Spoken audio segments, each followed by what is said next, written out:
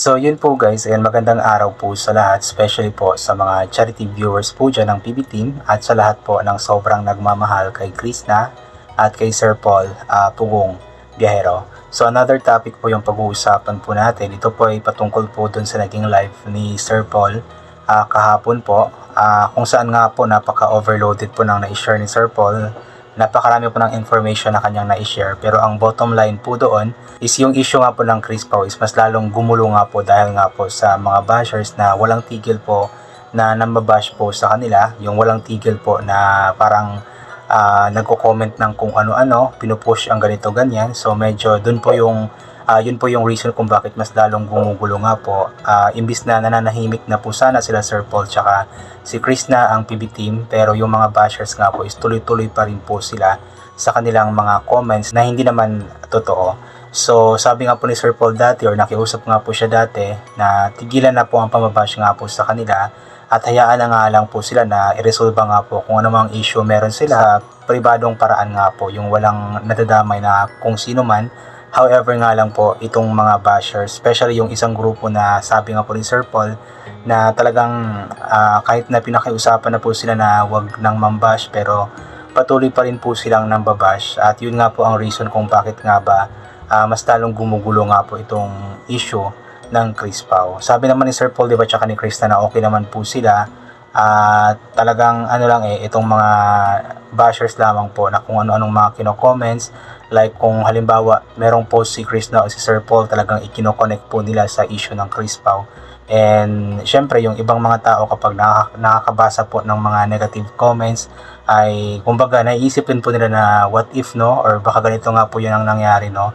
So kumbaga nag-spread po sila ng negativity at yung iba nga po is parang na-adapt nga po nila yung negativity po na ibinabahagi nga po ng mga bashers. Kaya sabi nga po ni Sir Paul na, or muli nga po niyang pakiusap na ang nangyari nga po sa Chris Pao is privado nga po yun at huwag na sanang panghimasukan pa. At para sa akin din naman is tama rin naman yun na private lang dapat at huwag dapat tayong makialam, huwag dapat tayong manghimasok kasi in the first place is hindi po natin alam kung ano po yung totoong nangyari. Pangalawa is wala po tayong kinalaman sa nangyari po sa kanila. Although nakikita po natin sila, napapanood po natin sila sa mga vlogs po nila, pero wala po tayong karapatan na pakialaman po kung ano man pong issue meron sila. Sabi nga po ni Sir Paul na ano nga po, sila nga po is nasa real life na nga po, hindi na po teleserye. So kapag sinabi po natin real life, so of course merong mga private matter po doon na hindi dapat ibahagi nga po sa public. At yun po dapat ang respetuhin po nating lahat, especially sa mga bashers. I-respect po natin kung ano po yung decisions po nila Sir Paul tsaka ni Chris na. Yung pananahimik po nila, sabi ni Sir Paul na minsan yung pananahimik is nakakabuti nga po at minsan yung pagkakwento is nakakasama nga po. Kaya nga po nananahimik na lamang po sila para maging maayos nga po at wala nga pong masaktan na bawat isa, walang or hindi mas lalong gugulo. However nga po itong mga bashers is walang tigil nga po pa rin sa panggugulo, sa pagko-comment po nila ng kung ano-ano. Kaya ano nga po mas lalong gumugulo nga po. Imagine guys, more than 2 weeks na po itong issue po na ito. However, hindi pa rin matapos-tapos dahil nga po sa mga negative comments po na kumakalat po dyan. At sila Sir Paul, sila Chris na tahimik na po dapat sila, pero yun po yung reason. Mas lalong nag-iingay po yung issue dahil nga po kumbaga nagsispread po ng negativity po yung mga bashers.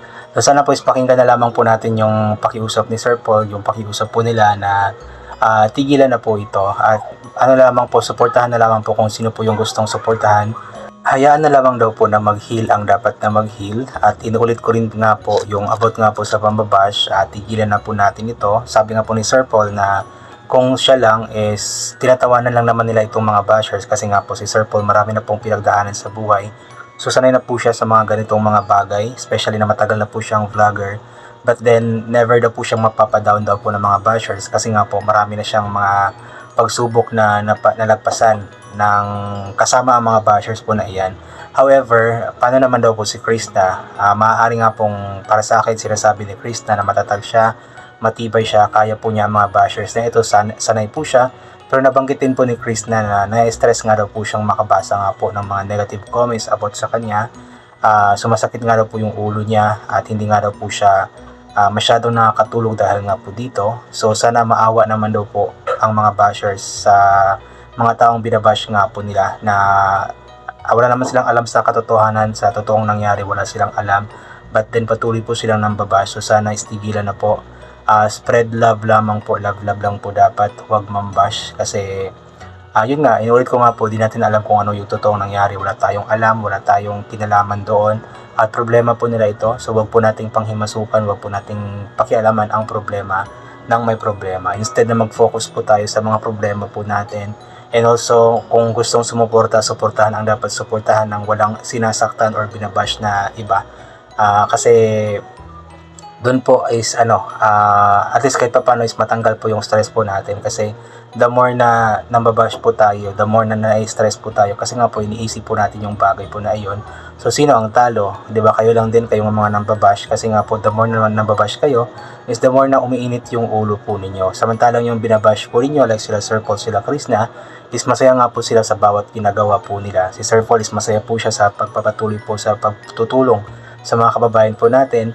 While si Krishna naman is masaya rin po siya sa pagtulong or sa pag-vlog po sa kanyang pamilya. Si Sir Paul po is sobrang proud po siya at masaya po siya sa mga na-achieve nga po ni Krishna sa kanyang pag-vlog.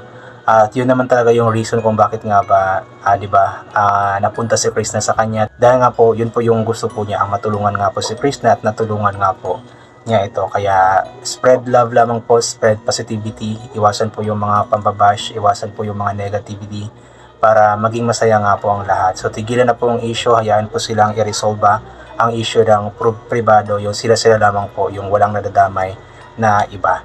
So ito po, basahin po natin yung ilan po sa mga komento.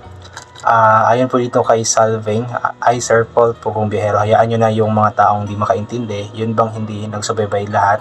Tapos mag-comment lang ng mag-comment diretso kahit hindi lahat alam ang nangyayari. Yan ang nakakagulo, makitid ang pag-iisip. Yun nga po yung mga makikitid ang pag-iisip yung hindi iniintindi yung mga bagay-bagay, yung kahit na pinaliwanagan na ay hindi pa rin iniintindi kasi nga po gusto nila na manggulo lang po talaga.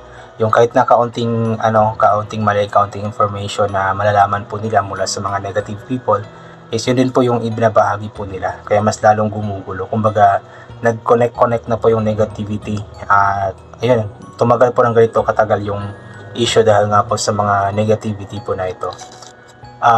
Lelibet Meister, ayan, hello Sir Paul, huwag mo na lang pansinin yung iba kasi sobra mag-comment, hindi marunong magrespeto at below the belt na ang mga comment. Ingat kayo sa mission Sir Paul, God bless. Yun nga po yung problema po doon, yung mga below the belt po talaga ng mga comments. Kung si Sir Paul lang, kaya naman niya ito, pero yung para kay Chris na talaga, ipag-pray po natin na itong mga bashers na ito is tumigil na nga po kasi medyo para sa atin din naman ng mga viewers, yung mga nagmamahal po sa kanilang dalawa sa PB team, is nasaktan din po tayo na nakakabasa nga po ang mga negative comments, especially yung mga below the belt na comment po talaga kasi alam po natin sa ating sarili na hindi po totoo ang mga sinasabi po nila, kaya po tayo nasasaktan.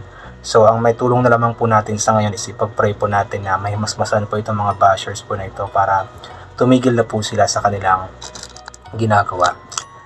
Jane to bake or bake, hayaan mo na ang mga basher Paul, importante, alam mo naman na wala kang ginawa na masama, malinis ang konsensya mo, ay i-pray mo na lang na mag-stop ang mga taong nag-basher sa inyo. God bless po. Yun nga po yung tanging magagawa na lamang po nila Sir Paul or nating lahat ngayon, yung ipag-pray po yung mga bashers na tumigil na nga po sila sa kanilang ginagawa kasi kahit na anong pakiusap po natin sa kanila ay talagang hindi po yan sila titigil kasi mas pinapaniwalaan po nila yung negativity na alam po nila. Especially na may mga ibang mga tao din, mga palider-leader na nangunguna din po sa mga ganitong mga negativity at naniniwala naman po yung iba sa kanila. So ipag-pray na lamang natin na mahimasmasan sila at kung maaari magkaroon ng bad karma. Joke lang. Ipag-pray lamang po natin na tumigil na po sila, yun po. Tama yun Sir Paul, from Sophia P. Tama yun Sir Paul, kung kaya pang ayusin ang relasyon niya ni Krishna, sayang naman, mabait din naman si Krishna, iba ang tribo ni Krishna, dapat unawain na lang din ng mga nag-bad comments, bigyan niyo po ng privacy sila Sir Paul, laban lang po, see you soon Krishna sa pagkapalit mo sa PB House. Yun nga po, bigyan po sila ng privacy, hayaan po silang resolbahin ang problema na meron po sila kasi hindi naman po natin alam yung nangyayari po sa kanila, wala po tayo sa tabi po nila lagi para husgahan po natin sila, makinig na lamang po tayo sa pakiusap po nila since sila naman po yung involved nga po sa issue po na ito at hindi po tayo. Eva Teresa Buico, hayaan mo na bashers Paul, mga walang magawa sa buhay, keep up the good charity job you're doing. God bless you always in the rest of the PB team. Ayan, so yun nga, patuloy na lamang ni Sir Paul yung kanyang ginagawa na pagtulong. Sumaylo Vlog, ang mga bashers masaya sila pag nakapag-bash, hindi nila alam may damdamin na sasaktan. Mahal po namin ang Chris Pao. Sana naman po wag napahimasukan ang totoong buhay na Chris na at Sir Paul. Hindi dapat pakialaman ang magjowa, na sa kanila na yun, wala na tayo doon. Kung mahal nyo ang Pugong Biyahero, support na lang po, ganun lang yun, di ba?